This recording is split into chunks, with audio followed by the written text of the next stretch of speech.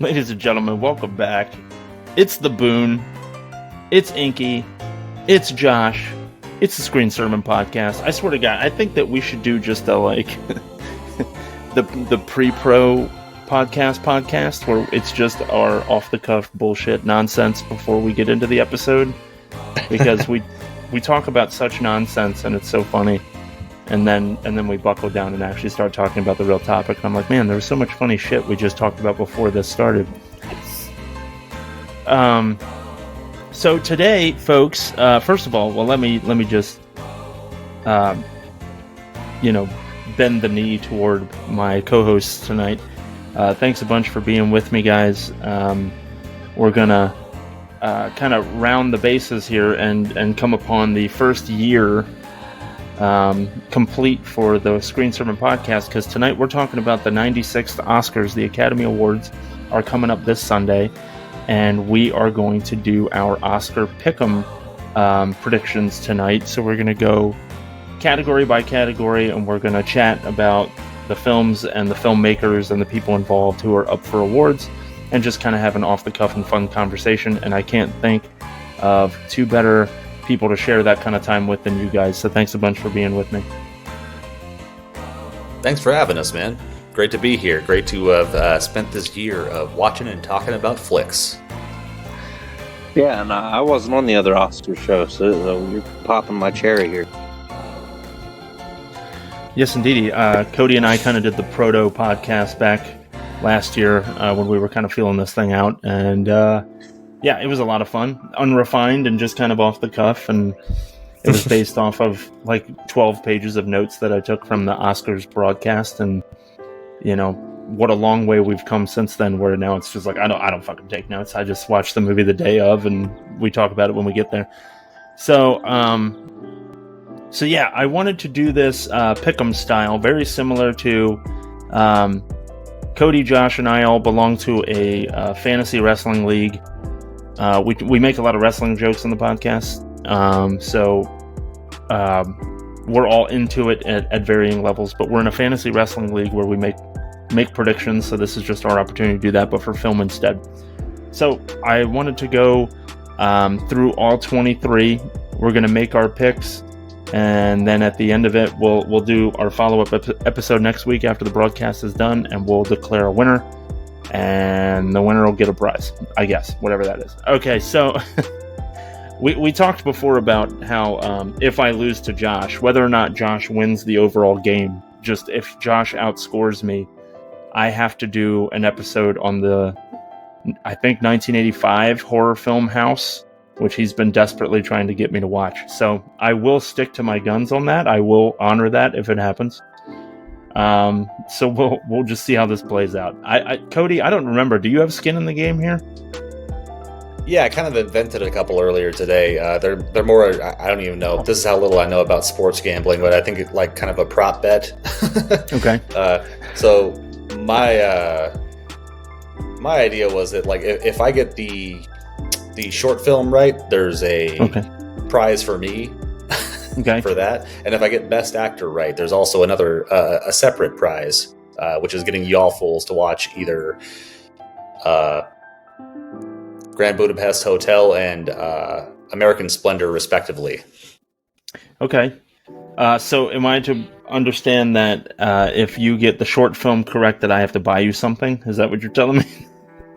Because it's a prize for you? No, the prize is y'all watching the movies. So no. Oh, I thought they were separate entities. Like, if you get it was Best Actor, right?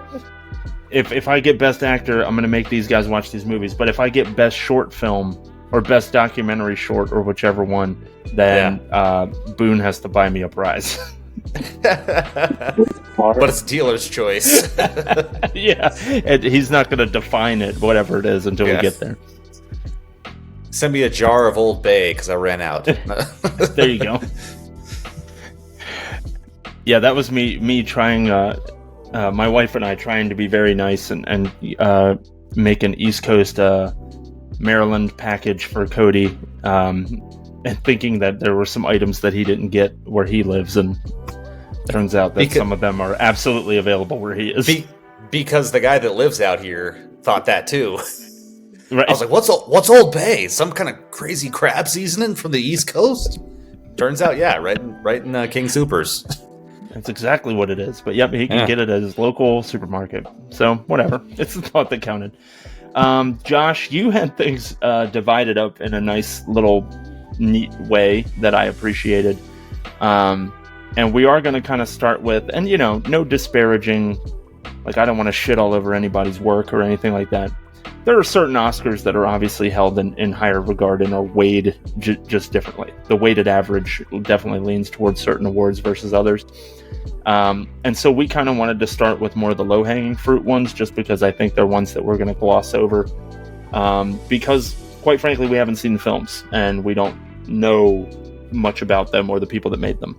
But we still want to make picks for them and do our best to try to kind of just do it off the cuff. So Josh, where did you have us starting? I wanted to make sure to kind of give you the floor on how the format's going to be. The first thing that I had up was Best Documentary Short Film. Okay. And then we were talking about, do we do all of the shorts in a row, or did you want to do doc, animated, and stuff like that? And I had all the short films grouped together because, while they're different, like thematically, they're all short films. Okay. Cody, are you cool with that? We'll just do all the shorts together? Yeah, just run it however we want to, man. Cool. Okay, so let's start with Best Documentary Short Film. So here we go. We've got, and I'm using fabulous Wikipedia for this. We have the ABCs of Book Banning by Sheila Nevins and Trish Adlezik. Warnings ahead of time. I'm gonna fuck so many names up during the duration of this show. There's a dude named Yorgos in this. I know I'm gonna fucking ruin his last name. Actually, I believe there's two people named Yorgos in these awards, and both of them have last names that I can't pronounce. So we've got the ABCs of Book Banning. We have The Barber of Little Rock by John Hoffman and Christine Turner. Island in Between by S. Liu Xiang and John Cien. The Last Repair Shop by Ben Proudfoot and Chris Bowers. And Nai Nai and Waipo by Sean Wang and Sam Davis. So, I don't know how to fairly do this in terms of who has to start and when. I'm going to go ahead and do mine first on this one, and then we're just going to rotate to my right, and to my right, Josh is next, and then Cody. So for this one, I'll go first, then Josh, then Cody, then on the next one it'll be Josh, then Cody, then me, so on and so forth. Does that make sense? Yeah. I'm gonna fuck to that, but yeah. I will too, so we'll just, we'll roll with it. So I'm gonna go, so very quickly, I haven't seen any of these. I know that's not a shock to you two. Probably isn't a shock to anyone. I'm gonna go ahead and I'm gonna give it to the ABCs of Book Banning for me. That's my call on this one. Josh, what about you? So the ABCs of Book Banning is the only one that I've actually heard of before. But okay. So I picked The Last Repair Shop.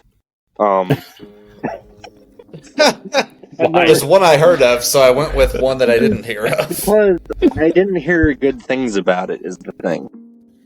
You didn't hear good things about the Book Banning one? Yeah, I heard people praising the subject matter, but critiquing the documentary itself. So I forced myself to pick something else. And is that like critics or fans, though? Is that the audience shitting on it, or is that the diehard short documentary fans? I mean, they are many. Not, they're out there. I'm sure. Yeah, they are legion. I spent many hours on YouTube watching what are essentially short documentaries. So I speak of myself. That's fair. That's fair. I went for it for the most fucking arbitrary reason. Is when I looked up because I also used Wikipedia to look up what was nominated. Yeah. And the two people who made The Last Repair Shop both had Wikipedia articles about them specifically, so that's why I went with that. That's how you legitimize right there. That's how you reach the audience. Yeah. I haven't seen any. That's how you win. That's how you win Pick'em, right there. We'll see. Cody, what about you, sir? I also went with the ABCs of book banning. I was actually kind of close to the John and Yoko short. Or no, wait, I'm mixing those up now. Never mind. That's in the animated short, so never mind. I was about to say, I didn't think either one of these were about John and Yoko. Okay. Yep. I get it now. I conflated those two categories. But yeah, ABCs of book banning, it just sounded, prescient. So, and it's something I feel like that Oscar voters could get behind, That's the perfect way to put it. It just sounded like a topic that would definitely win things. And so I went with that. All right, moving on. Josh, what was next on the docket? I know we're doing all the shorts. I'm just making sure I do them in the right order. Best live action short. Gotcha. Okay. And so on this one, Josh, we're going to have you lead. I'll do the nominees again, just because, I'm a whore for myself and need to hear me. So the nominees for best live action short film are... No, I'm just kidding. The After by Masan Harriman and Nikki Bentham. Invincible by Vincent Renee Lortie. I don't know. And Samuel Karen. Night of Fortune by Lasse... Yep. I'm going to mess that up big time. Gonna be a long podcast, folks. Lasse and Christian. Red, White, and Blue by Nazrin Chowdhury. That's not too bad. Chowdhury and Sarah McFarlane, and The Wonderful Story of Henry Sugar by Wes Anderson and Stephen Rails, or Rallis. Either way. Anyway, Josh, what did you have for this one? By Wes Anderson's. This one, I picked The Wonderful World of Henry Sugar. For one, it's once again, it's the only one I knew about, but also it's readily available on Netflix. It's a Wes Anderson film, and it's an adaptation of Roald Dahl. I also forgot that Wes Anderson directed it until Cody reminded me before the show. But that was why I picked it. Nice. Codeman. I'm sorry. Inky. We're calling him Cody again. Honestly, I'm good with Cody. The Inky's time has passed. Yeah, I can put him to rest. I can just be Cody. For the record, I still want to be the Boone. Fair. That'll at least keep up 1/3 of our kind of boarding zoo shockness, There you go. The Boone with Cody and Josh. One of my favorite things about this show is doing that bit in the beginning. Yeah, I'll bet. Where I say the Boone. It's just fun. The Bowan. Ah, damn it. Take two. No, I also went with The Wonderful Story of Henry Sugar by one Mr. Wes Anderson and his collaborator. I said this before we started. I think this is a perfect way to give the Wes Anderson some gold, and I think it's a very representative of his films, his style. Mm-hmm. Like, it's got everything packed into one nice, tight little package, and this is prop bet number 1 of Cody. So if this one wins, y'all gotta watch Grand Budapest Hotel. So, okay. And so tagging up on that, Cody. So Wes Anderson to date has not won an Oscar of any kind.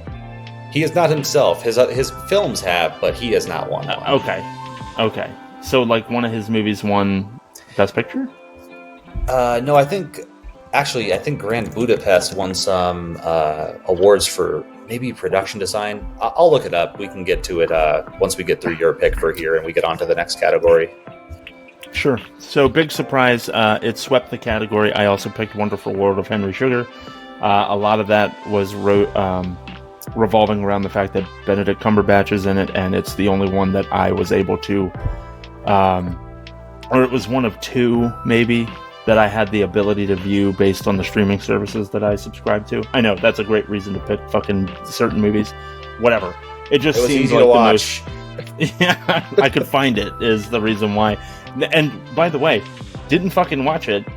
I just had the ability to watch it. And that made all the difference. It's there when I'm ready for it. Right. So I picked that one as well, just because it seemed to be the one that made sense. All right, so Josh, up next then would be Best Animated, is that correct? Yep.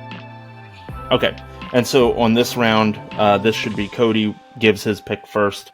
as we're doing this kind of rotational thing. So the nominees there are, I'm not going to read the fucking directors on this one because I'm going to mess it up. Letter to a Pig, 95 Senses, Our Uniform, Pachyderm, and War is Over, inspired by the music of John and Yoko. So yeah, this is the one that I was actually a little bit more on the fence. The John and Yoko one sounded like something that again, I feel like Academy voters might be into. But then I read a little bit about Letter to a Pig, and I'm like, you know what? This is kind of a good heartstring one. And so I went with Letter to a Pig. And update on Grand Budapest, it was up for 9. Sorry. This just in, yes. So it was up for 9 awards that year, and it won Best Original Score, Best Production Design, Best Makeup and Hairstyling, and Best Costume Design. But was up for Best Picture, Director, Original Screenplay, Cinematography, and Editing. You would argue that it was up for a lot of the important ones, and it didn't win any of them. Yeah, it kind of had what like Fury Road did, you know what I mean? Like where it was up for like a lot of big ones, even director. Yeah. I really wanted George Miller to win that year, but definitely, and much deserved though in all those other categories. But going back to Fury Road though, those fucking genre movies, man, they don't win them. They get the technical awards and everybody like claps a little extra hard for the director, like, hey, you almost got there. Being a horror fan, we have to make our own award shows. Yeah, no shit. Shout out to James A. Janice. And when's the last time you saw like Chelsea a comedy win something even? Know what I mean? Like comedy is one of the first 2 genres, and it hasn't won since what, the fucking 90s? What was the Andy Hall movie, Midnight in Paris? Oh no, that didn't win. That was up for awards. It didn't win. Yeah. That's right. It was up for it, but it didn't win. Yeah. Like the last like comedic one I can think of winning a like Best Picture was like Shakespeare in Love, and that's debatable as a comedy. Yeah. But yeah. Yeah, and that's what I think is going to happen this year with Barbie. It's going to win a lot of the kind of lower tier. Maybe not a lot. It's going to win a few of those lower tier ones, but I know it's up for a bunch of different things. Yeah. So, Josh, what about you? Best animated short? Animated, I picked War is Over, inspired by the music of John and Yoko, just because it sounded like something that would win an Oscar. That's it. Makes sense. I also picked War is Over for the exact same reason. It just sounds like something that would win an award based off of, the music of John Lennon or the Beatles. I'm not 100% sure. I don't want to misrepresent the film, but yeah, it just sounds like something that would win. You also are the first one to fuck up the order. I fucked up the order? It's supposed to be Cody, then you, then me. Oh, yeah, well, whatever. As long as I'm not the one that's always going first, that's the most important thing to me. I'm glad then it just seems on track. I just wait for somebody to say my name, and I go, what? Oh, yeah, I had Barbie. All right. Josh, what was the next grouping? Just so I have documentary feature. Okay, we'll just go with that. Best documentary feature film, we have Bobby Wine, The People's President, The Eternal Memory, 4 Daughters, To Kill a Tiger, and 20 Days in Mariupol. I think I'm supposed to lead on this one, if I'm not mistaken. Yep. I was going to go with 20 Days in Mariupol. It's a Ukrainian documentary film. There's a war going on over there. Seems like a topical thing to do. I don't want to make it sound like so much of this stuff is kind of like, predetermined based on, what topics they cover. But it is. I mean, a lot of this is just kind of a masturbatory thing for Hollywood, and I feel like a lot of it is they lean into certain things, certain topics. That's why a lot of like period pictures end up getting brought into this. Looking at you, Oppenheimer, a lot of it, there's a formula here. War pictures in general. You're right. Yeah. And so I think that a documentary about it, I believe the documentary from last year was oriented around a similar topic, but I can't remember what it was exactly. and it won for best documentary feature. So this one is right in that same kind of wheelhouse. So 20 Days in Mariupol for me. And Josh, what about you? I had 20 Days in Mariupol. There was an autocorrect when I typed these out. It says 20 Days in Marmoset.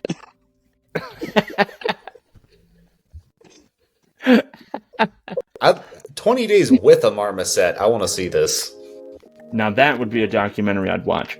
I have. I just want to be the days... subject of it. I want to spend time with the Marmoset. Come on. Oh fuck yeah, little monkey man. Yes, a little monkey man, not an actual marmoset. A human being. It's in a marmoset costume. costume. A monkey suit. Which, by the way, oh, I would fucking love spending a day with Danny DeVito, but the whole time he's dressed like a fucking monkey. As would I. But we have to go to fucking Jersey Mike's because he's all over those commercials now. He's gonna force me to. I'm gonna have to attempt to buy a fucking banana at Jersey Mike's. Anyway, ruin the fun time with 20 Days in Mariupol, essentially for the same reasons. Ukraine is topical.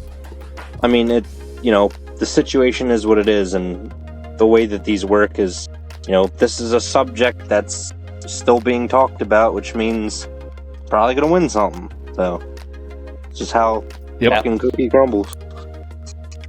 Yep. Codeman? Same for all the same reasons. Actually, I found a little bit of an update. Last year's winner for documentary feature was the film Navalny, about Russian opposition leader Alexei Navalny and the events leading to his poisoning. Thank so you. You weren't too far off. Fuck, man. I forgot that this is a role that you fill in this podcast quite frequently. Keep talking. I'm going to grab a beer. Keep talking. All right. What are we doing next, Josh? Oh, the next category is Best International Feature. And I'll fucking read them off because Boone left. I'm here. Never mind, he's back. You read them off then. I'm doing your dirty work. I'm here and I heard every fucking thing you said. Alright, let me see here. You said Best International You just call him a dirty boy? Yeah. I said I'm not doing your dirty work, but I started to fucking fuck up. I said I'm not doing your work, dirty boy. No, I almost started to say I'm not doing your dirty boy. I heard dirty boy. You dirty boy. Maybe I just wanted to hear that. You silly fucking goose. Oh man, this is a fucking... Okay, well, that's not a twist stop. I'm gonna have to get up again. Okay, so, Best International Feature Film. We have Io Capitano. We have Perfect Days. We have Society of the Snow. The Teacher's Lounge.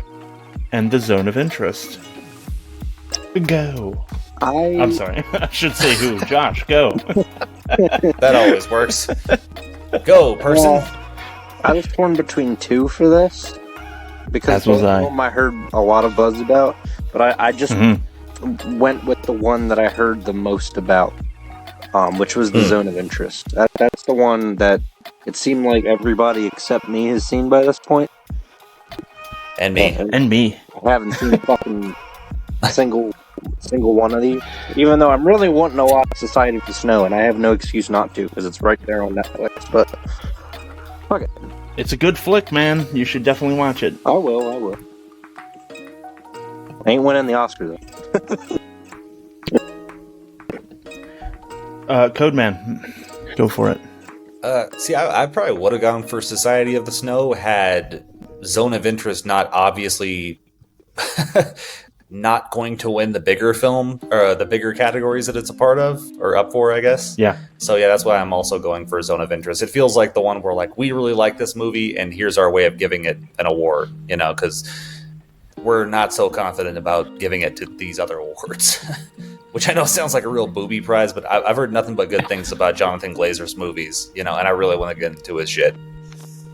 I've never been one to turn down a booby prize. So hey. So congratulations. I'm here for you. Knock my earbuds out. Congratulations, we finally reached a category where someone on this show has seen... Oh, wait, I'm sorry, no, because you had seen The Wonderful World of Henry Sugar, hadn't you? Yes, Cody? I have. Yeah. Wonderful story of Henry Sugar. Story. Wonderful World story. I apologize to everyone. It makes such a difference. It's not his world, it's his story. And it is story, wonderful, damn it. Where the setting is his world. So technically I'm right. Alright. Fuck. We finally reached the point where the Boone has seen one of these films. I watched Society of the Snow, and it's a great movie. However, I don't think it's going to win. So, I personally think that since The Zone of Interest is up for the Oscar for Best Picture, we'll get to that later, it's not going to win that, but instead it will win Best International Film. So I've also chosen The Zone of Interest. Josh, what's next? Best Animated Feature. Best Animated Feature. And I believe Cody should be leading us off. Am I right? Mm-hmm. All right. Glad somebody's paying attention. I'm supposed to read these first. Sorry. But Best Animated Cody, Feature. pick out of the air. Like, I don't know. Pick a cartoon. Go. Fantasia. The first one. Best Animated Feature. The nominees are The Boy and the Heron. That's the Miyazaki film, for those who weren't aware. If you don't know who Miyazaki is, it doesn't matter that I said that. Elemental. If not, go educate yourself. Fuck. For real, yeah. Elemental, that's the Pixar film. That's important to know. Nimona, that was a straight-to-Netflix movie. Also important to know. Robot Dreams, that's the one that I don't think I have access to in any way, shape, or form. And then Spider-Man Across the Spider-Verse. Go! See, I'm a little bit outside based on some of the articles I read yesterday. I didn't make all my picks before I looked at any of those. There was even one that had like percentage odds on different films. Ooh. But looking after the fact, I'm going with The Boy and the Heron. Again, I think Miyazaki has been ignored this entire career of his. He's a very old man. There's a chance here to give him a competitive Oscar. Nothing against Spider-Man. I love the first one. Have not seen this new one. I like that director quite a bit. But again, it's like, here's an old master who's created like almost his own genre, you know? Mm. So that's why I'm going with Boy and the Heron. That's a hot take, man. That is a hot take. Yeah. What about you, Josh? Are we skipping you again? That's fine. Fuck. We finally I'm just so giving that I don't want it to be about me. we finally reached the part where I've actually seen some of these fucking movies. The cartoons, go figure. Yeah, I've seen Spider-Man and also Elemental. So, yeah, I got two on the board now. I'm winning. Fuck yeah. But I don't think this one's gonna be even fucking close.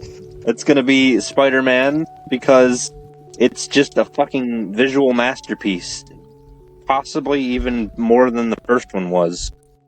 And yeah, I don't think anything else has a fighting chance, honestly. There's also been some weak showings because I don't think Elemental is even. It's pretty average.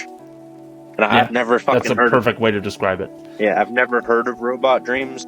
I heard high things about Boy and the Heron and Nimona, but nowhere near the praise that Spider-Man Across the Spider-Verse gets. So that one's a lock for me. That was the first pick I made too. Yeah, I'm pissed at myself because I had access to Nimona and I just never watched it. I never went and watched it, but I saw Elemental in the theaters with my kid.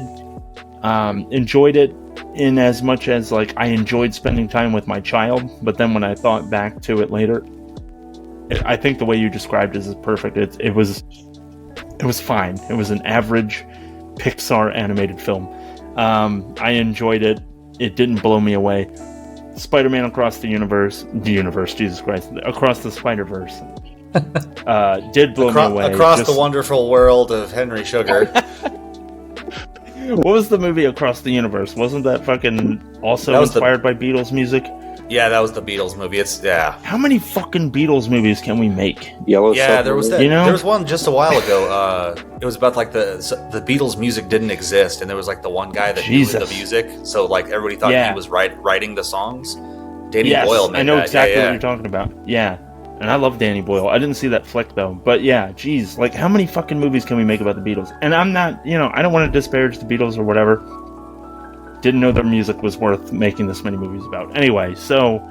I know I'm an asshole. So, I think that Miyazaki kind of being shunned all this time. I don't see that ending this year.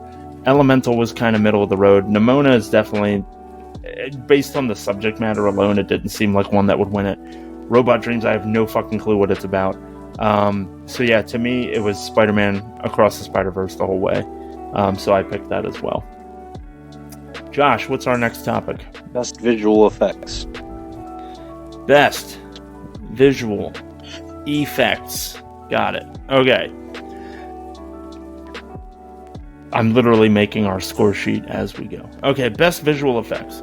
We have The Creator. We have Godzilla -1.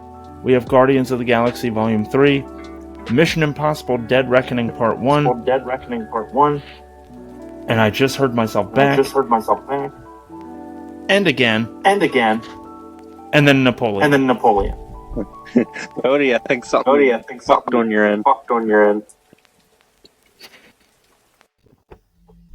It may be because his headphones aren't in. That's me. For the record, my voice sounds fucking stupid.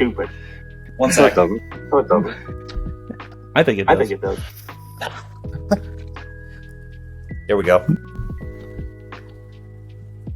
You all good? I hope so. There's a bit of a fucking thing that happened. Thanks, Code. Yeah. I was unplugging so I can continue to hear you guys while I got something, but that did the opposite of what I wanted. So the way that I sound in my own head is leagues better than the way that I sound when I hear my actual voice through speakers. Look, I'm not going to fucking stroke your pheasant, but like everyone that I've talked to said that you have a very good podcasting voice. Well, I'm glad they think so. Here's a weird thing. Most people in the world, I feel like, say that when they actually hear the recording of their voice. Mine is almost exactly how I hear it in my head. Yeah, I think that Cody's voice is very soothing and very like, it's like this nice, warm, kind of low tone. Oh, very good. You're one of them people that I'm like, dude, read the fucking phone book, and I'm gonna go to bed. That's too kind. Meanwhile, mine fucking is a lot deeper than it sounds like to me. Every time I hear it, your voice is a lot fucking deeper. I'm just like, Jesus fucking Christ! Is my voice really that deep? Yeah, and I mean, it's a mind fuck because I mean, inside baseball, Josh is my nephew. For if we haven't talked about that before, and yeah, so like I remember you obviously as a child, and then so now your voice is at this level where it is this level of deep, and I'm like, Jesus Christ, like I knew this kid. Yeah, I'll be doing the rest he was of a kid. Fucking pod as Mickey Mouse. Like, there you go. Visual effects,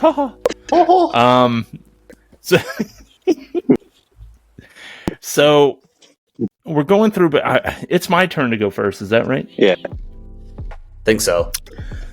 You naughty man! Are you allowed to do that in your apartment? I don't give a fuck. That's the spirit.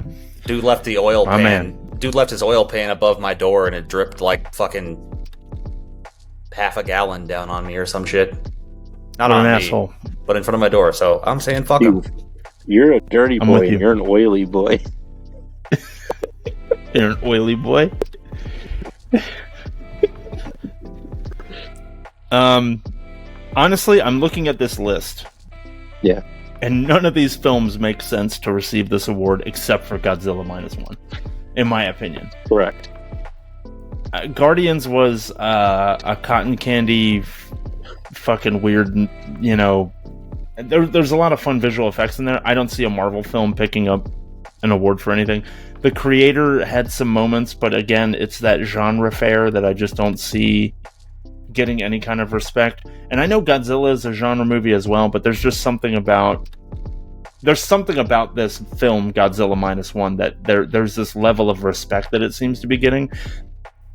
This is probably the only award it's going to win, and so I'm going Godzilla Minus One. Josh. Makes sense. Godzilla Minus One, I haven't seen yet, but it looks fucking phenomenal. The visual effects are fantastic, and I think it deserves to win all the awards for best visual effects. But then I remembered it was a horror movie, so I fucking voted for the creator. Because horror movies don't fucking win Oscars. Do sci-fi films win Oscars? More than horror do. Here and there, yeah, like they're both kind of few and far between. All right. Sci-fi will get the effects awards usually. So right, that makes sense. Yeah. Codeman, fire away. Also went with Godzilla Minus One. The creator was the other kind of contender that I saw in the media. So I don't know much about the creator. I did see Godzilla Minus One, and I fucking loved it. I thought You did see it? Yes, I got to see it in theaters. In theaters, black and white, even. So that's why it was a little bit of a tough judge for me, though, because like, which one's actually in competition? I'm guessing the colorized version, but yeah, it's one. I wish that was up for best international feature. To be honest, fuck yeah, Apparently no kidding. Missed the deadline. I also wish it was available somewhere. I can't fucking see it. Yeah, it's not on VOD or any streaming services yet. It's exactly. You can't even fucking pay for it. Which, honestly, of all these movies, this is the one I would probably shell money for. Yeah. Because I want to see it. I don't know when it'll be available or if it'll ever be available, but I hope that they make it available at some point. No idea when. It might even come out on Blu-ray before it becomes available on VOD. Honestly, dude, I haven't bought a Blu-ray in forever. This might be one where I break that little embargo and just say, I need to buy the physical media for this because I need to see it. Yeah. I don't know. It's worth it. I say that. Everything I've heard is that it's incredible. So I want to see it really badly. All right, Josh, where are we now? What's next? Best original song. Ooh. All right, best original song. I had some thoughts about this. All right. Best original song. We have The Fire Inside from Flamin' Hot. That's the music. That's the movie about fucking Flamin' Hot Cheetos. We have I'm Just Ken from Barbie. We have It Never Went Away from American Symphony. We have A Song for My People from Killers of the Flower Moon. And we have What Was I Made For from Barbie. And Cody, I believe you're lead. Or no, Josh, you're leading. Yeah. Fucking only one of these movies I've seen was Barbie, and the music was pretty good, and also both of these songs sort of went viral. So I just voted for the one that I prefer out of the two, and that I think is more likely to win the Oscar. So I went with What Was I Made For from Barbie. What Was I Made For? Yeah. All right. Sound reasoning. Codeman. I'm going with A Song for My People from Killers of the Flower Moon. I was pretty close to picking What Was I Made For, but I think just the use of the music in that movie, especially like the native music, feels like a solid pick. Yeah.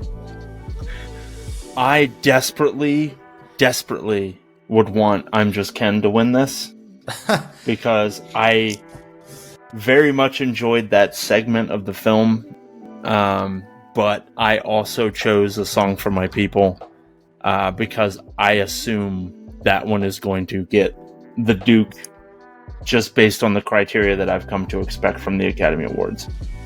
I'll say something here. Like I saw Barbie, really liked it. That was one part that was a little weak to me, to be honest.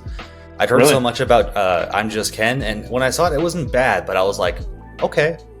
Like, you know? Like, all right. I feel like I've diminished in your eyes now. Wait, you're diminished in my eyes? Yeah, me. Like, No. me personally, I have diminished to Cody because I saw Barbie, and I would say 40% of that movie... No, that's too much. 30% of that movie was really good and really important, and I think that people should see 30% of that film. And the I'm Just Ken scene is kind of part of what kicks that part of the film off for me. And now knowing that Cody doesn't like it, I feel like it just diminished me in Cody's eyes. No, not at all, dude. Nothing diminishes. Like, it's a special thing for somebody to be into, like, Yeah. to diminish themselves in my eyes, you know? Like, there's only a very, like, 1% of things, like, in movies. If you say you like them, I'm like, okay, I like you a little bit less now. Right. I got one. Okay. My favorite, Hit me. my favorite fucking Star Wars movies are the prequels. I don't even think that's a hot take anymore. Honestly, you're still good with me, man. I think if you say your favorite Star Wars movies are the sequel trilogy, that's what gets you hate now. Which is weird to me. Yeah. That's a whole conversation. I know you guys talked about it a little bit on one episode. That was one of those where I was listening to, and I was like, fuck, I should have been there. And I'm not even Captain Star Wars, you know what I mean? Like, if anybody, that's Yeah. Rob, you know, but like, I have Definitely. thoughts. Yeah, so it's absolutely. I think that the general consensus now is that if you like the sequel trilogy, that's like the bastardization of the franchise as a whole, or something like that. But yeah, that's off topic. So, Star Wars, What's not up for awards this year. not up for anything. Turns out, no Star Wars movies. What is our next topic there, Josh? Best original score. Best original score. We I should add just some reverb to misspelled. that in post. Best original. That's post right there. Lightning out of the red corner. Yeah, let's get Bruce Buffer on the show. That'd be amazing. Best Representing original American score. fiction, Laura Cartman.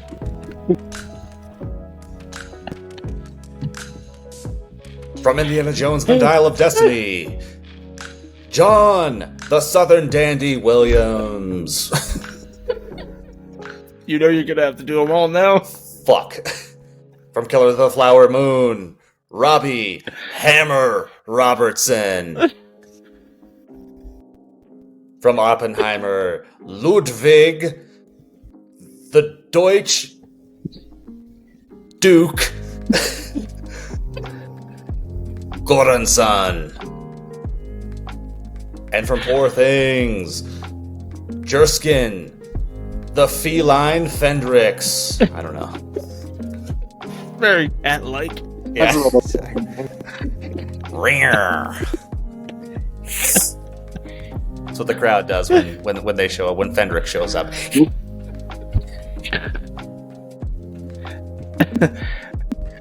Phenomenal.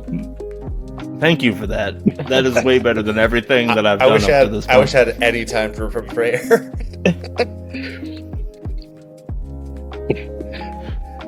Whew.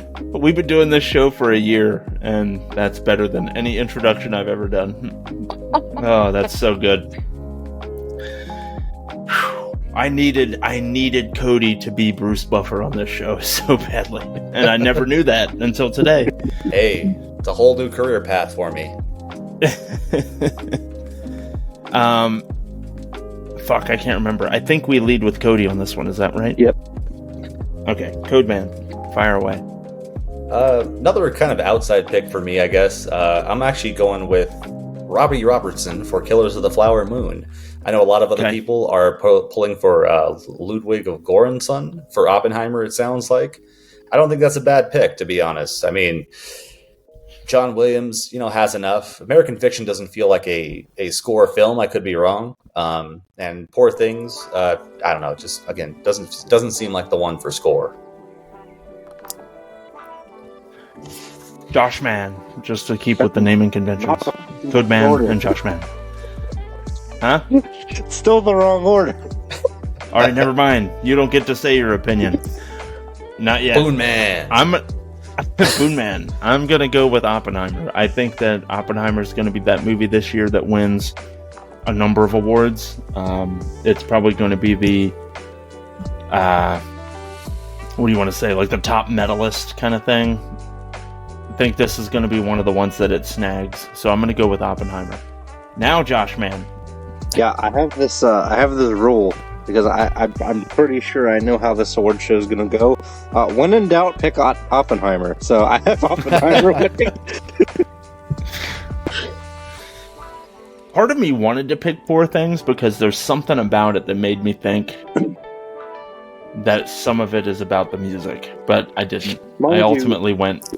I've seen with none of Oppenheimer. these, so I don't know what the fucking music's like. Yeah. I saw Oppenheimer, and I gotta be honest. I figured out. So I'm gonna do a little interlude here. I'm gonna do a little interlude here that's gonna interrupt the proceedings a little bit. I finally figured out what kind of bothers me about Christopher Nolan films. I feel like his films are. It's like a long trailer. And there's something about the way that it's shot, and there's something about the way that the music is used within the film. It feels like the whole thing is a trailer.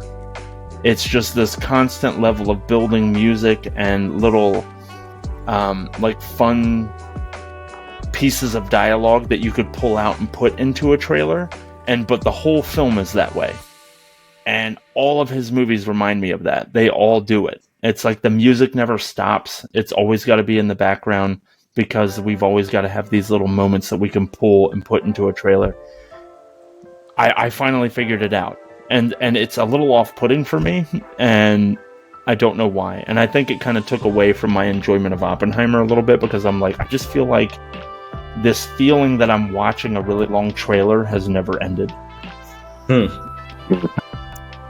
Yeah, I don't know. I don't know what's wrong with me. You're not. No, I love his Batman films. I love them. But since then, and like I love The Prestige, but like I think it may have started with Inception and then like Interstellar and now this one and Tenet. Like they've all had this thing where it's just like that little like that it's constantly happening. There's just this constant like tone of tension that you're supposed to feel, and it doesn't make it feel like a normal movie. It makes it feel like I'm watching a trailer, but for 2.5 hours every time. See, that's one of the things. That's something I actually kind of like about his movies. I understand what you're saying, that it can be a little bit much at times. I felt that a bit in Interstellar. There's a point when Hans Zimmer's score, in particular, it hit a point where I'm like, wow. Like, like actually as a montage, I love this, but also it's like within a movie, I'm just like, Jesus Christ. I already paid. What are you doing to me? Yeah, I'm here. Like, I'm already here. You don't have to sell me into the theater anymore. I'm here for it. So yeah, I got to go with Oppenheimer. Like I said, I think that it's just, I think it's going to sweep a bunch of awards this year, and I think this is going to be one of them. So I'm gonna throw down on that one. I think Killers of the Flower Moon is the alternate answer here, but obviously I can only pick one. So I'm gonna go with Oppenheimer. Something else to consider here. Like I know we already made our picks, but apparently Robbie Robertson passed away here. Oh shit! Yeah. I don't mean to disparage the dead, but that's huge. Yeah, no, you're right. I was saying, like, I noticed there's the little cross next to his name, and I'm like, I wonder what that's about. And apparently, it would be a posthumous award. Wow, that changes it. That changes a lot of shit, or it would if I didn't already have this stuff written down. Too late now. Too late now. Somebody went with Ludwig, so. Josh, what's next on the docket? Best sound. Best sound. So let's all say that's Oppenheimer and move on. Yeah.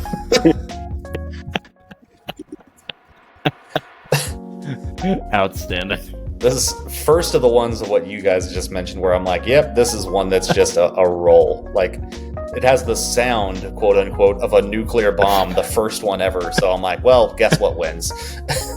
Not to mention all the what the fuck is the little meter that like measures radioactivity? The Geiger counter? Like the Geiger counter. Thank PK you. meter? No. This one Oppenheimer put on his scouter.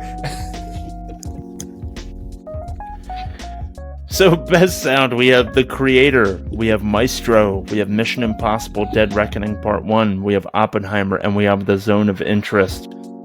And I can't remember who the fuck's supposed to lead anymore. Is it me? Yeah. I had Oppenheimer. I do think it's going to win for best sound. Josh, what about you? When in doubt, pick Oppenheimer. I got Oppenheimer for the same fucking reason. There it is. Cody. Haha, I fucked you all. It's The Zone of Interest. No, I'm kidding. I'm definitely picking Oppenheimer.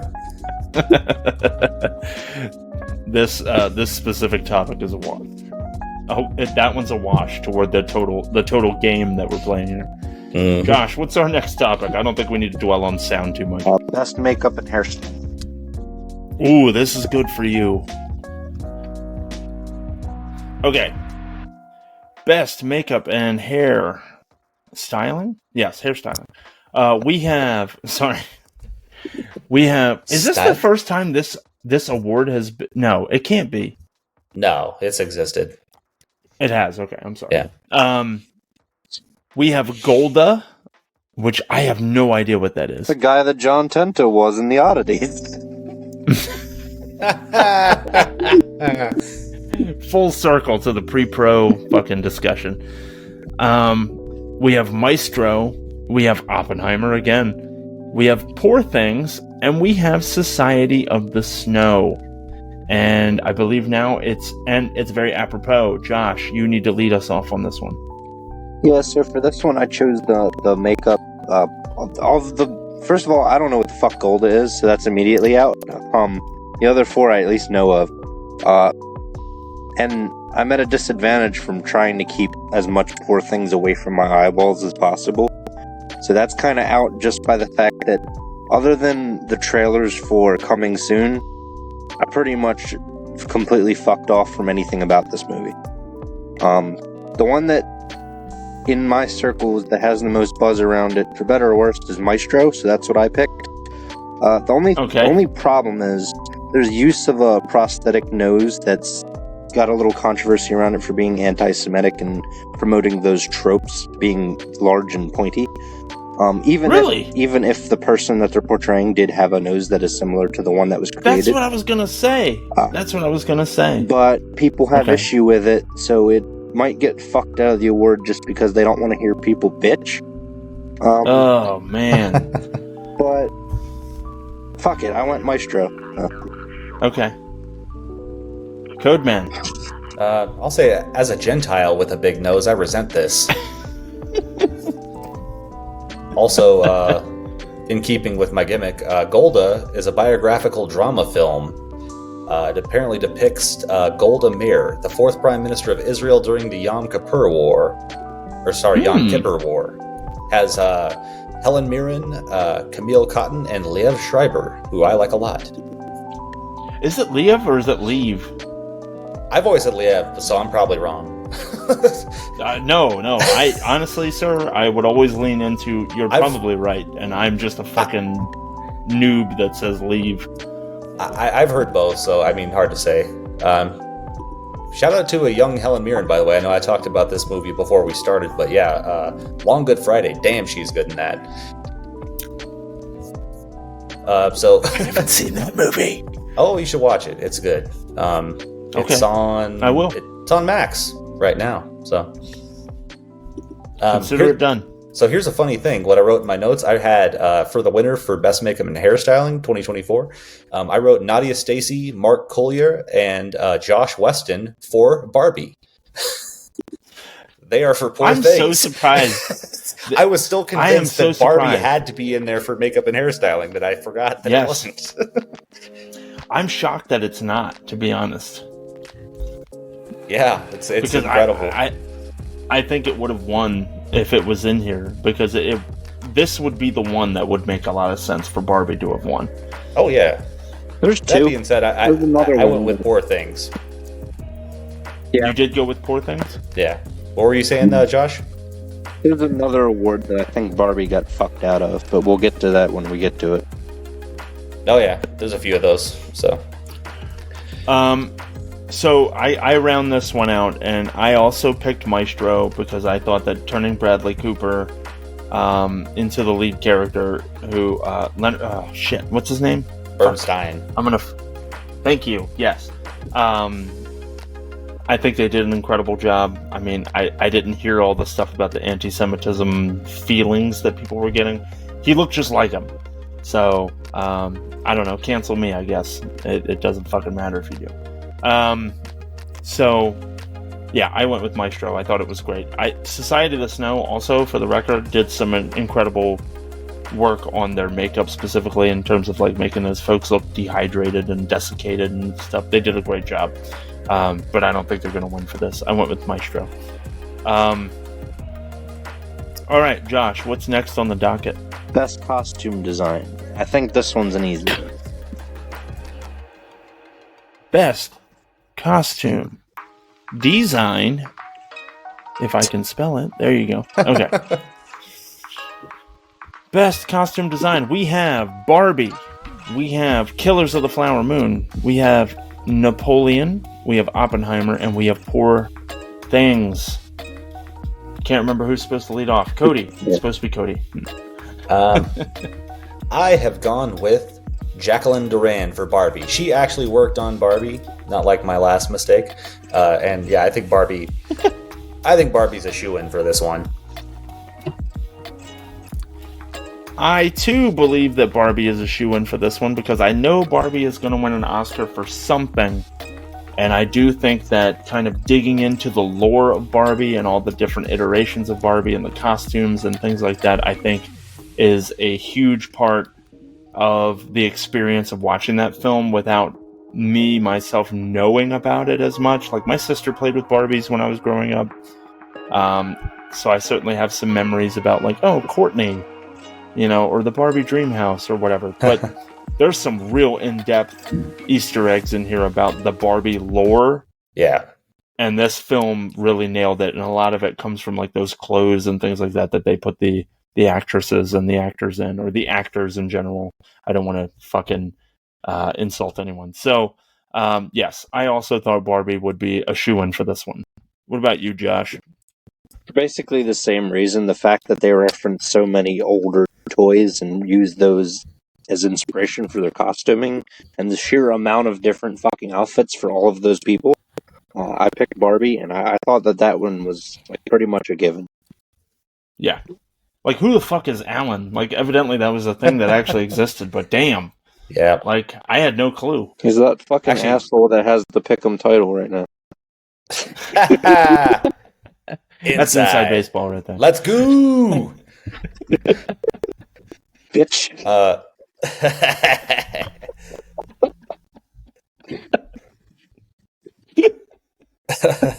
Actually, I was going to say, anybody who wants to hear more of what they put into that movie, go check out the Barbie episode of Wizard and the Bruiser. Ooh, okay. They go through it, and they had just seen it, and they said, doing the research up to that, they were like, wow, they crammed so much into that movie from the history of Barbie. Love it. Fucking let's go, bitch, is such a deep, deep joke. Okay. Josh, what's next? We're about halfway through at this point. What's next? Got best production design. Best production design. All right, let me see. Cody let us off last time, right? So it's me now. Yes. Once again, we have Barbie. We have Killers of the Flower Moon. We have Napoleon. We have Oppenheimer. And we have Poor Things. And for my money, and because I really want to win, I picked Oppenheimer. I went Oppenheimer again. Yeah. I don't know. Yeah. That could be a hot take. Josh, what about you? I think that this one's between two. And Mhm. to try to get an advantage, I picked against my fucking instincts and didn't go Barbie. Because I figured that both of you were gonna go Barbie. So I picked Poor Things. Wrong again. I'm sorry, what'd you pick? Poor Things. Poor Things. Oh, okay. Oh, that's a fucking good answer now that I'm thinking about it. But That's pretty good. yeah, A little outside, but not too outside. Just a bit outside, as they would say. just a bit outside. Yeah. Codizzle for shizzle. What did you pick? Well, I did go for Barbie, so suck on that. Suck on it. You think this movie's going to win more than one Oscar? Yeah, I think it'll definitely win those two. And I think honestly, production design is almost more of a shoe-in than say like the costumes. I mean, it goes with a theory that a lot of people have with Oscars. Sometimes the winner is most obvious, and I think in this case it's got that going for it. But I also think, I just like the whole Barbie world is pretty awesomely brought to life in that. Like you said, like That's true. Seeing the cutaway houses and like just having it actually again somehow feel real and not just like a sketch or a cartoon. That's fair. As real as that can I'm- feel. I might take a big fat L on this one. I don't know. I like this particular award because we all have a different answer, so that's going to make it interesting. Could be an interesting one. Josh, what's next? Best editing. This is a fun one. This is a very interesting one. All right.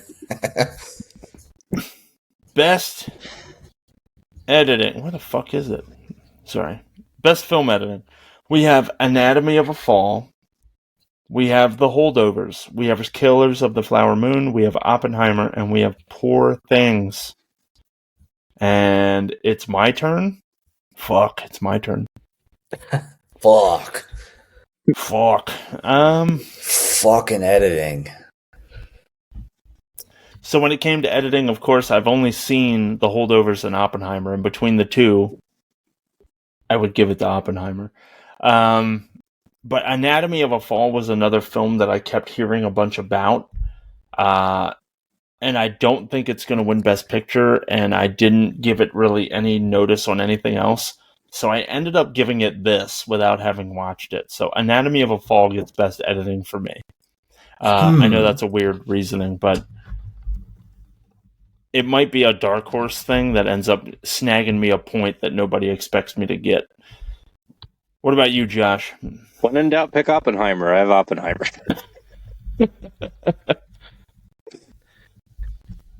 It's a Code. Well, as apparently code. the only person that's as the only person that saw Anatomy of Fall, I'm going with Oppenheimer. Because it was edited like shit, and you're an idiot. All right. No, not at all. It's actually we'll get to it later because I do have it picked for a different award. No, this goes even more so to my last kind of theory, like the most obvious, and yeah, Oppenheimer is just it's got the most noticeable editing. Okay. That's what I would say about The Holdovers. Like, between the two films that I had seen, I can't say that the editing in The Holdovers was noticeable in any way, shape, or form, and so there was no way that I could pick that, and I wondered why it was nominated for that.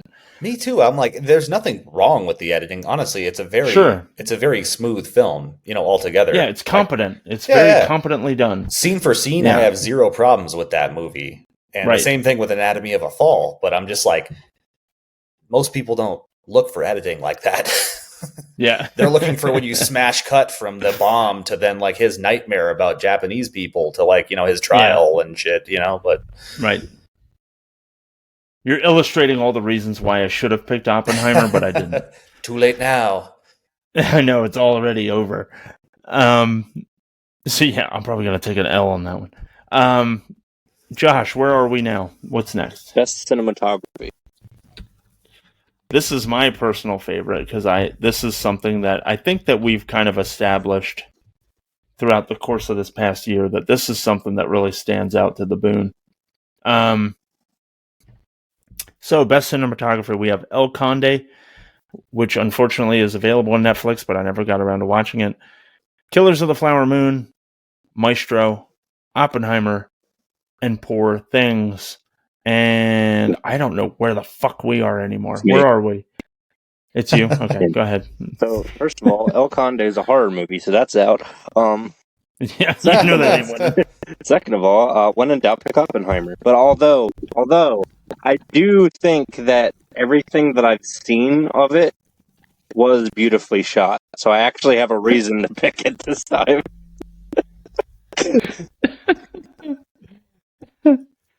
Oh, shit. My fucking wife would be like, "What do you want for dinner tonight, honey?" I'm like, "Well, when in doubt, pick Oppenheimer." When fucking Oppenheimer. Bring me Speaking of Cillian Oppenheimer. Murphy. Fucking nuclear bomb for dinner. It's just a glass of whiskey. Codeman. No, wait. Yes, Codeman. I was right. Never mind. So this one actually I feel like is kind of contentious. Well, not contentious. I think it could be kind of a closer race than we might think. This is another one that I feel like early into this picking, I was like, yeah, it's got to be Oppenheimer. But I could kind of see Maestro sneaking this one.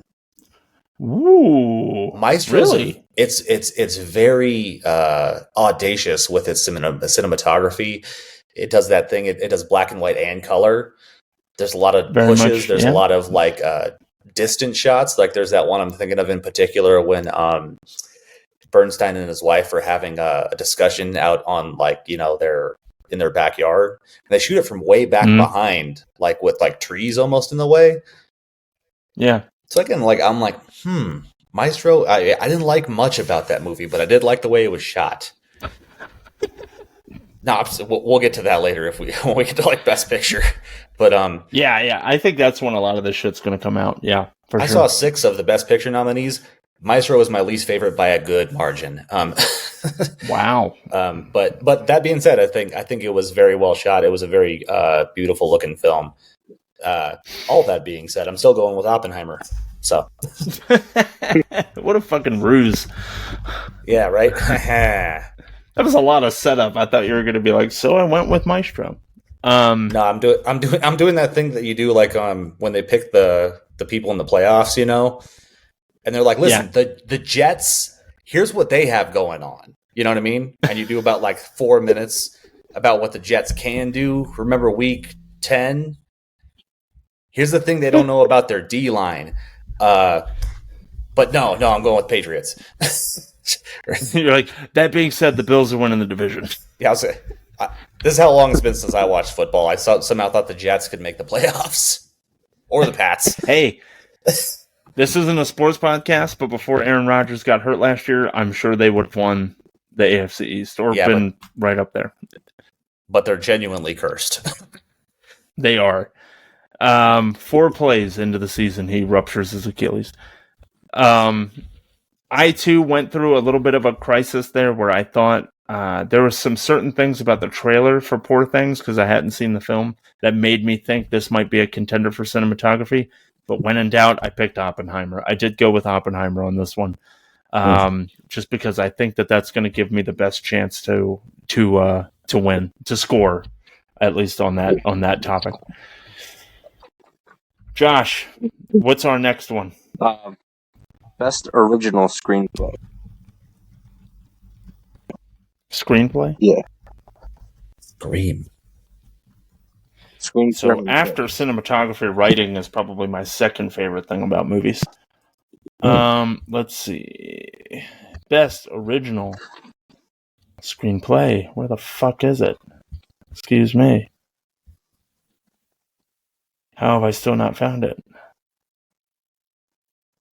Through one eye. There it is. Best original screenplay. Okay, we have The Anatomy of a Fall, The Holdovers. It's not The Anatomy of a Fall. It's Anatomy of a Fall. The Holdovers. Maestro, May, December, and Past Lives. And we are leading off with Cody? Yeah. Cody. So this is another one just based on some of the things I read. Feels like it could go a few different ways. Like I could see Past Lives because it's a very well-loved movie. Doesn't have quite the push behind it that some of the others do. I could see it squeaking one out here. That being said, though, I'm going with Anatomy of a Fall, and here's why. Okay. Actually, Holdovers is the other one I could see kind of squeaking in there. But the main thing that draws me away from that is the fact that even though it wasn't Alexander Payne that wrote it, it's a very Alexander Payne feeling film, you know? Mm-hmm. And I feel like it's the type of movie that's less of a contender in today's Oscars. You know what I mean? Like, this is one that could have Sure. like killed it in like 2001 or something. But that being said, That's I a went fair with assessment. Anatomy of a Fall for a few reasons. It's kind of a writer's movie. That might sound a little bit pretentious, but honestly, I mean, hell, it's about two writers for one. And so much of what keeps it tense is its writing. Okay. With that too, I will say there's some really good performances in that movie. But there's a very long scene in the late middle of that where I was watching and I was like, I might have to go to sleep and catch the rest of this tomorrow. And I was right in that scene and I just stayed right there. Yeah. And again, everything else is right on point, but it's the writing that really kept me in that scene. So that's why I'm going with that one. Okay. All right. And so I was the one that I might be stuck in like high school days because I picked The Holdovers. I thought that it was going to win something, and it, as far as an original storyline and things like that was concerned, it made sense to me. Plus, I watched it. I think that was another thing. I watched Maestro, and I have at least a passing understanding of what May December is about. So that's 60% of the movies that are up for this award. And to me, I rationalized that The Holdovers made sense, and so I picked The Holdovers. What about you, Josh? Well, I think The Holdovers is one of the best films that I've watched all year. The writing was super tight, super solid, and that movie really moved me. But I didn't give anything to the Anatomy of a Fall, and I am almost certain that it's going home with something. So I fucking picked Anatomy of a Fall instead. I'm trying to win. You know who did win Best Original Screenplay previously? Jordan Peele for a horror movie. Nope. Oh, Get Out. My bad. Yeah. Oh, I thought you were doubting saying- it. I'm like, I thought you were. I was yeah, I thought you were Get Out's a disagreeing. horror movie. Like, Well, honestly, pretty sure. Here's my hot take. I prefer Nope over Get Out. Me too. Really? Yeah. Really? Yeah. Nope's my favorite Jordan Peele movie. Weirdly. Yeah. I really enjoyed it. Don't get me wrong. I'm surprised. Yeah. I still think Us is his weakest film Absolutely. out of the three. Well, see, I love Us too. I love all three of his. So it's I thought it was great. It's a tough race Yeah. for me. Nope was good. That was very good. Saw it in theaters. Did you? Me too. Yeah. Yep. Nice. I did not. I saw it once it came to fucking Peacock. Or Piss Dick, as Josh likes to call it. It's my favorite nickname for one of my streaming services, which is also a fun pun. It's a streaming service. It's Piss Dick. Josh, what's our next topic of discussion? Best adapted screenplay. Best adapted. Full disclosure, my keyboard is really fucked up because I spilled an entire cup of coffee on it. Tried to clean it, and it's still having a hard time. All right, so best adapted screenplay. We have American Fiction. We have Barbie. We have Oppenheimer. We have Poor Things, and we have The Zone of Interest. And I think I'm supposed to lead off. Is that right? I think so too. I'm starting to lose track now too. Yeah, it's hard. I don't know. It's late. Yeah, so this was another one where I thought they would try to lean away from the heavy hitters and try to give it to something a little bit different. And so I actually went with Poor Things on this one. What about you, Josh? This is where I think Barbie got fucked because it was gonna. I'm almost certain it would have won Best Original Screenplay, But they considered the fact that it's based on an IP and has references to it. They consider that adapted from the fucking toy, That's very weird. which doesn't make too much sense to me. I guess it's because it's not 100% original. But Mhm. I wish I knew the exact criteria for what the difference was. Yeah. Anyway, I don't think it's winning because from a critical standpoint and what they were all saying, I think this one's going to actually go to American Fiction. Okay. I know it's been very popular with critics. Not saying it's not popular with, regular moviegoers, but they seem to be really enjoying that one, which isn't something I expected. Yeah. Codeman. Tough one here. I really want Greta This was a hard Gerwig. one. I really want Greta Gerwig to win something. And honestly, it feels like elementary that she will at some point. Now that she's had 3 movies, like her last 3 movies have all been Best Picture nominees, I think, if not at least 2. And now her most recent one made like $1.5 billion. So she's doing all right. Yeah, she's okay. And honestly, American Fiction is probably the smart pick because I know it's a movie again people want to give an award to, and sometimes screenplay is that one where you're like, you know what, we like this. But that being said, I'm still going with Gerwig and Baumbach. I know Going with Barbie. I know I keep stringing these out, but you know what else won Best Adapted Screenplay? The Exorcist. What? A horror film. Really? Yeah. Another horror film being brought up. Aren't there only like fucking less than 5 in the history of the Oscars to ever win anything? That depends on your definition of a horror film. I've Rest found an in article. Peace, William Friedkin, by the way. Yeah. Yep. R.I.P. Better be on that goddamn montage. Yeah, no kidding. If they leave him out of that, that'd be some bullshit. Yeah. Did you watch the Dead Meat Horror Awards, Brandon? I did. Oh, cool. 'Cause I was really happy to see Bray Wyatt there. Sorry, that's a random aside. Yeah, I just remembered. Yeah. Not surprised at all, but I was also surprised at the same time. Like, it made perfect sense, but I was like, oh yeah, they put him in there. That makes sense. He's contributed to the horror genre. Yeah. So I didn't know until recently that. So I was gonna say I didn't know until recently that Tom Savini designed the mask for the Fiend. Yeah, yes, sir. Friends. Yeah. Next category is Best Supporting Actor. All right, we're starting to get into the serious shit now. I think we have what, like 5 left?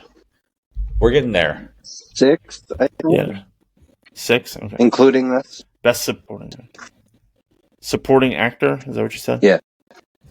Okay. All right. So, best supporting actor.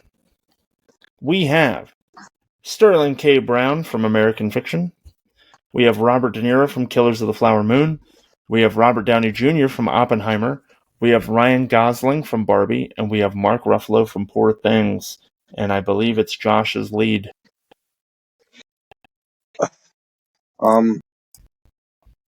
So this one was really tough for me because I could see it going to any of these people. Mm-hmm. Which is why, I did the thing that I do, and when in doubt, pick Oppenheimer. So I went Robert Downey Jr. just by default. All right. I'd like Robert to Downey go to Jr. Gosling, though. Yeah. Codeman? I also went with RDJ. It's a weird one because it feels kind of spread out. Like I said, I did see Oppenheimer. I thought he did a bang up job in Oppenheimer. RDJ did. This one to me feels almost like here's our best chance to give him an award. A little bit like those, they call them kind of career Oscars. And right, yeah, even though that already exists, they already have like a kind of cumulative career Oscar that they give to people, but they're not considered as like prestigious. The legacy. Yeah, something like that. Yeah. So yeah, I'm going with RDJ as well. And I'm the outlier here because I went with Robert De Niro for Killers of the Flower Moon. I just feel like Killers of the Flower Moon Really? hadn't gotten enough. I didn't think it had gotten enough attention up to this point, and I know that movie's going to win at least a couple of things. Yeah. And it's Bobby D. I don't know. I went with it. Old man De Niro picking up another one. I haven't All right. seen it, so Yeah, I don't know. No, don't get me wrong. He's good in it, but it's Robert De Niro, so. Yeah. So that would lead me to think that we're on supporting actress. Is that right, Josh? Correct.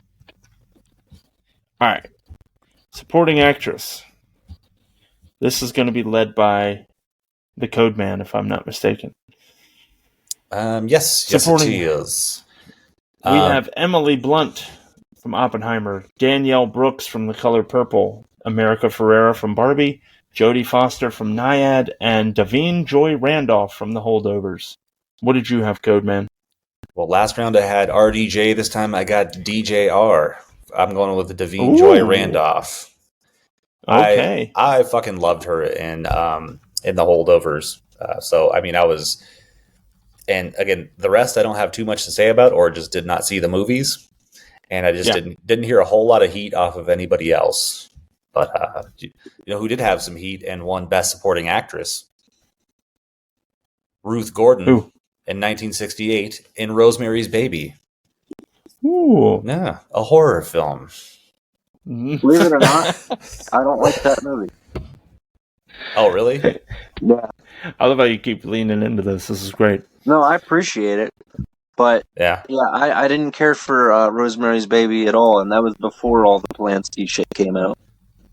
That sort of just like cemented it That's for before me. you weren't into Rosemary's Baby before the late 70s?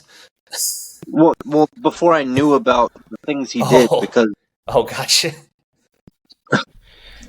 like when I heard like, oh, he's guilty of this fucking disgusting shit, I was like, oh, cool. Yeah. No wonder I fucking hate that movie.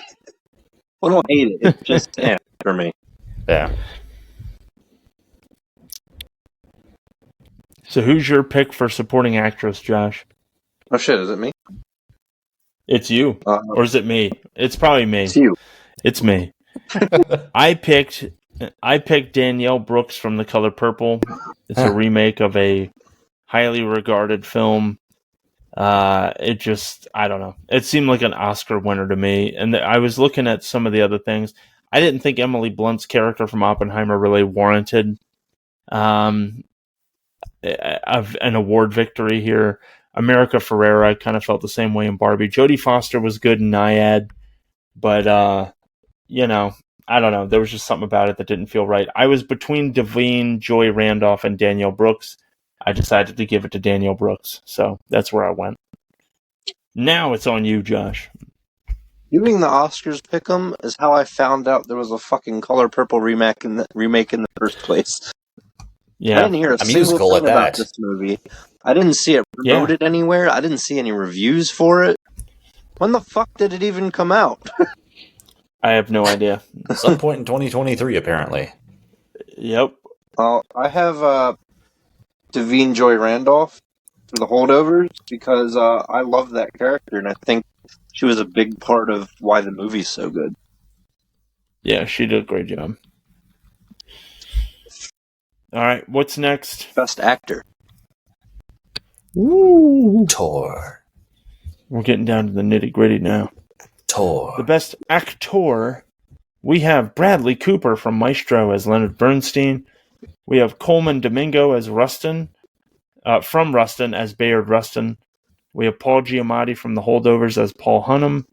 Cillian Murphy from Oppenheimer as J. Robert Oppenheimer. And Jeffrey Wright from American Fiction as Thelonious Monk Ellison. And who's leading? You. Is it me again?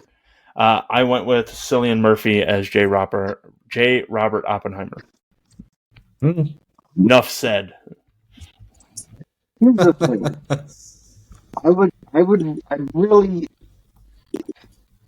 I would love it if Paul Giamatti won, and I would also love it if Jeffrey Wright won, but I don't think American Fiction is winning 2 awards. I think it's winning adapted screenplay, and that's all it's going home with. And Giamatti is my second choice because I think what the critics are going to say is Murphy for Oppenheimer. That's what I went with. Okay.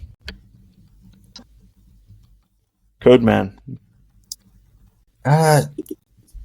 Kind of a tough one. I actually didn't have Cillian Murphy that high, to be honest. I know he's very highly ranked in some of the media stuff, but me, it was kind of a closer race between Giamatti and Wright, you know?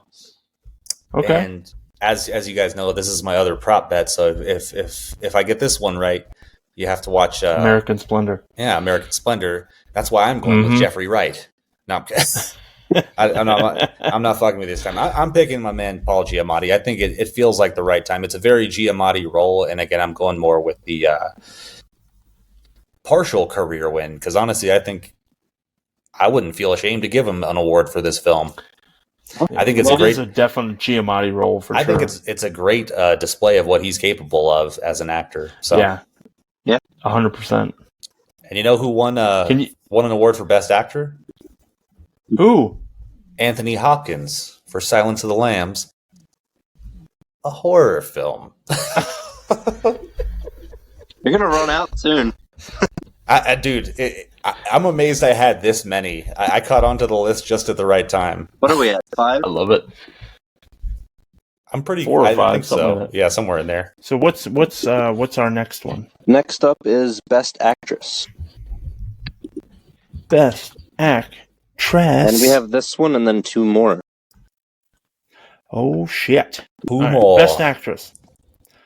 We have Annette Bening from Nyad as Diana Nyad. We have Lily Gladstone from Killers of the Flower Moon as Molly Burkhart.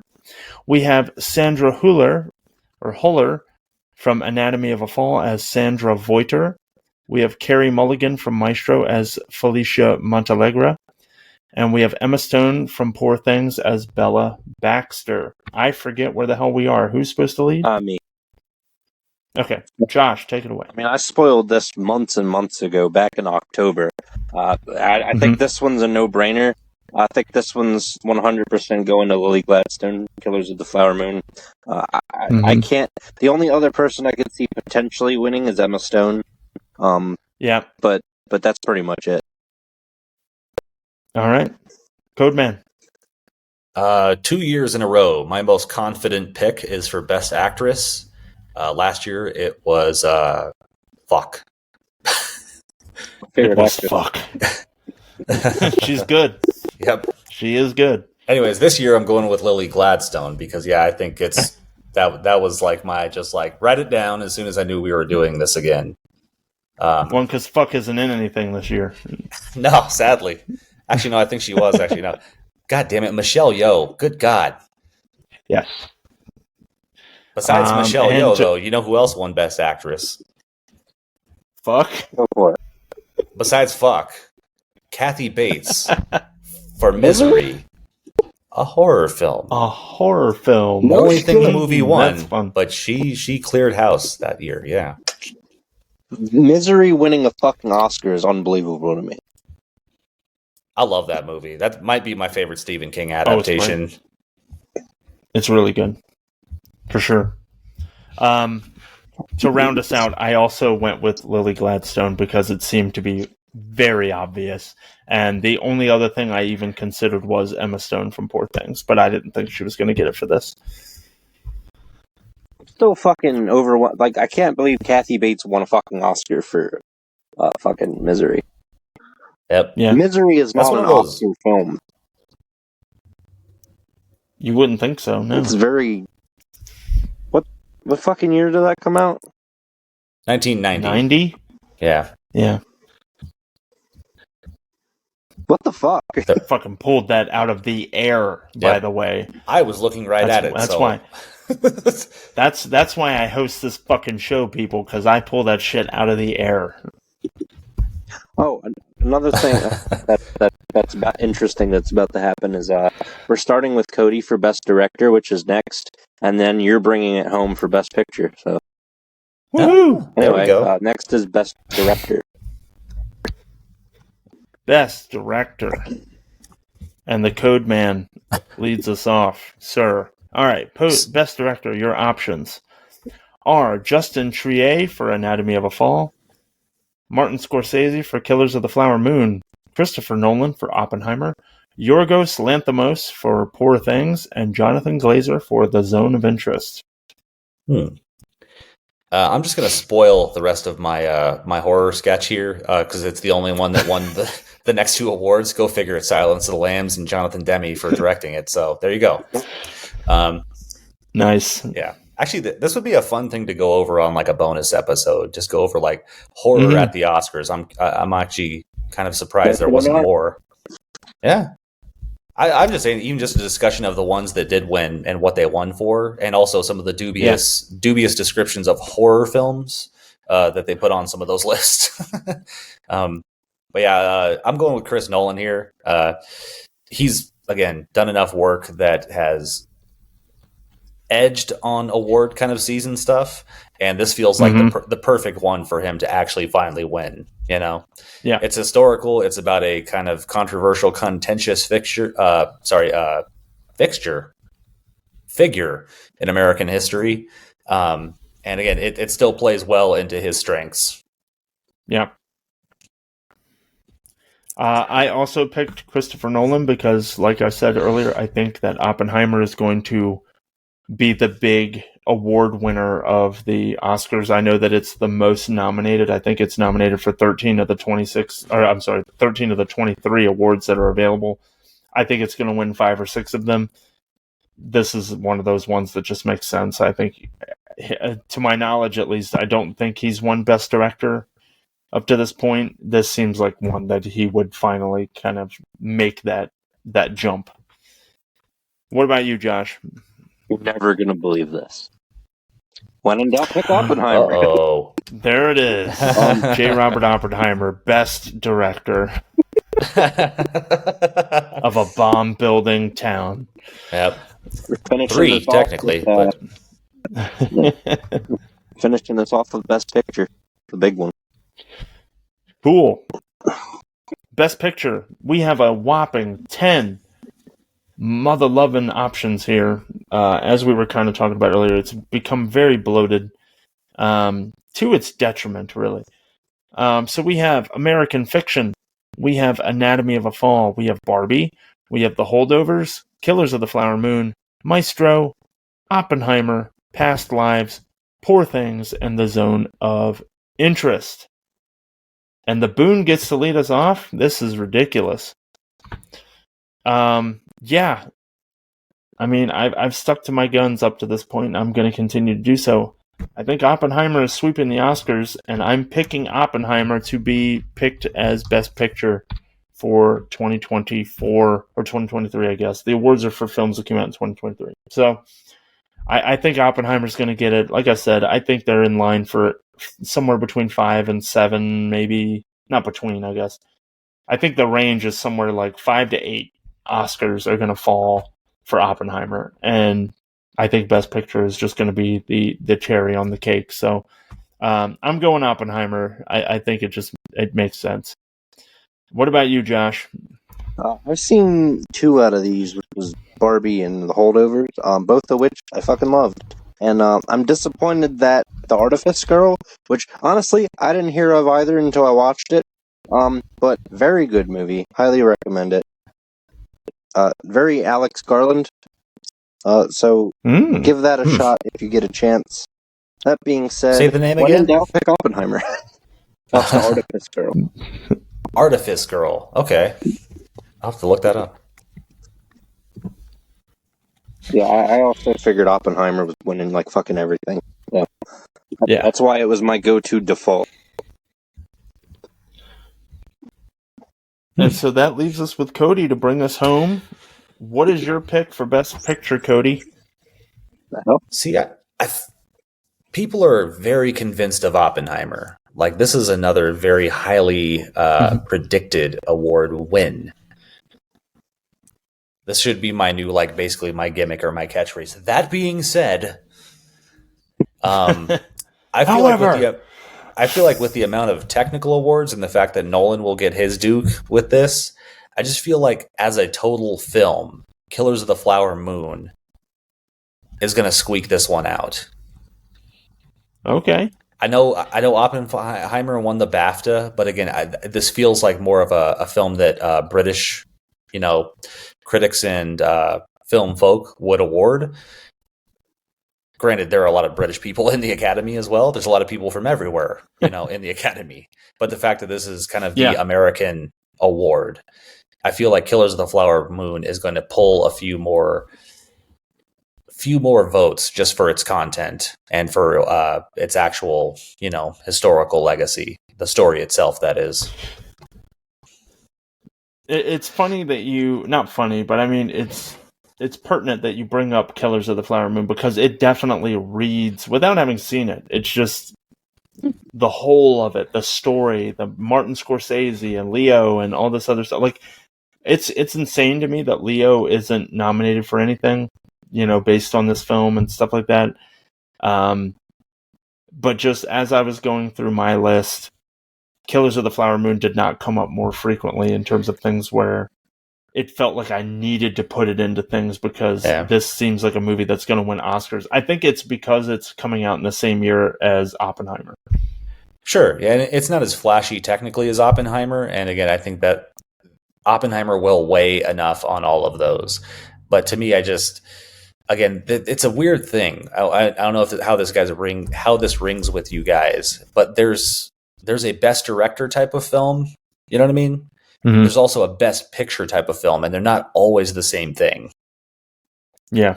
You know what I mean? Yeah, I think that's fair to say. And Killers of the Flower I would Moon dare say, if we were to go back through the history of the Academy Awards, you would see that there's a pretty distinct difference between the two. Yeah, sometimes it's the movie as a whole that means something versus a director. And here's the thing, if Scorsese hadn't won yet, then I might pull a little bit more for him.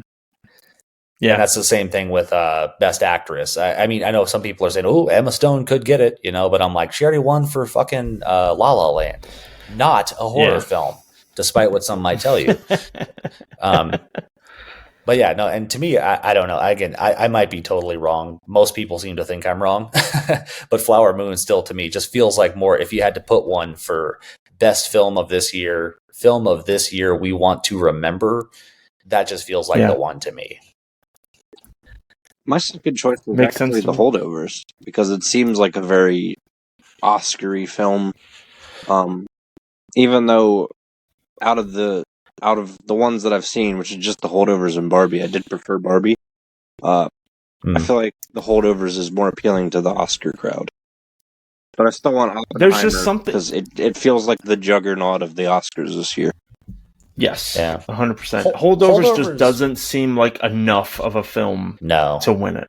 It's not big enough to win the kind of big awards these days. Yeah. I'd agree with you. It was funny when I watched it, and I was kind of watching it thinking of this episode and the Oscars. I was like, see, The Holdovers, weirdly, is the movie that would win Best Picture in the 70s. But it doesn't make sense because it's a period piece about the 70s. you know, it'd have to be like the one about the 50s or something. But yeah, it's got that kind of tone and feel to it. Yeah, definitely. Probably my favorite of all the ones that are up for Best Picture that I've seen, at least. So yeah. Out of the 4 that I saw from the Best Picture, out of the 10 Best Picture nominees, Maestro was very much an Oscar bait kind of film. I had fun with a very specific piece of Barbie and thought that was a pretty prescient film for people to see at that point forward, not as a total thing. Oppenheimer just absolutely felt like we made this thing to win awards. And then there was The Holdovers, which felt like a very genuine, like there was a lot of love in there. It was, kind of finely crafted. And so I appreciated it very much, but knowing that, I knew it wasn't going to win a whole lot of things. And so, I knew where the votes needed to go. I was like, Oppenheimer makes sense. It's a safe pick that's the thing that's going to sweep the awards. So, but I loved Holdovers. I thought it was great. No, none of us picked Napoleon getting anything. Nothing. I heard that movie sucked. I didn't see it. Yeah. I didn't see it. and I also didn't see a single positive thing about it. If people said it was But when pretty it terrible, initially was announced, when it was initially announced, I remember thinking like that looks like it could be an Oscar contender, yeah. or up for something, and nothing. Well, that's I've heard nothing good about it. different awards. Yeah, It feels like almost It's like a just- seat filler because it's like, hey, here's an epic historical movie. Like we could, it should probably be in some of these categories, right? yeah, and just I've heard nothing good about it, so I have no confidence that it's going to do anything. Yeah, I don't know what really Scott's been up to because people hated this one, and boy, I did not like the Gucci movie. I didn't see that one either. Gucci? Oh boy, yeah, Was that Lady Gaga? boring. Yeah, that was one more reason I should have loved it. It's got Lady Gaga, Adam Driver, fucking Al Pacino, Selma Hayek. Good God, with Ridley Scott I directing. mean, that's all Yeah. sorts of things I love. that should have been a huge winner. Yeah. It reminds me of American Hustle, Yeah. that Christian Bale, Jennifer Lawrence flick that came out many moons ago that just kind of fell flat, but it had all the makings of something that was going to be huge. Yep. Yeah, and I didn't mind that one, but I don't think it's one of David O. Russell's best. I'm not familiar with the director just offhand. I just remember seeing the trailer for that film and thinking like that one's going to have some buzz. And then after it came out, all I heard was kind of meh. Like it was more like middling. Yeah, it was one of those too where it's like it ended up with quite a few nominations, if I remember right, and just won nothing. Yeah. It's worth noting that Greta Gerwig is the 8th woman nominated for Best Director. Oh yeah. Really? And if you, because I'm reading a little bit about the Oscars this year, and they said they pulled Barbie and Oppenheimer together as Barbenheimer, and they said that Barbenheimer is up for 21 awards. It's just combining the amount from both of them. Yeah. I wish Barbie So won more, but I understand Me why too. it's not. It's just been a good year for film, so competition's tough. it has been a solid. Yeah, there's been quite a few movies to be excited about this year, and I certainly wish that I had seen more of them. I don't think 2022 though. I don't even fucking remember. I don't remember one year to the next anymore. I think I've just gotten past that. It all runs together now. Once one deserving one. So I don't know. I mean, we've got our picks in there. I want to make sure to leave the floor. I mean, we're at an hour and 45 at this point, so I want to make sure that I leave the floor open. Like, what else?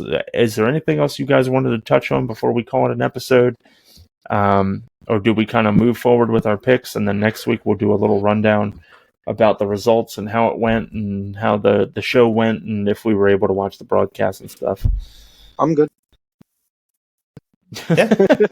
I think I'm pretty much fucking. I'm good. Yeah. Yeah, Get I'm the with fuck him. out of here. Let's make like trees and fuck off. There you go. What about you, Code?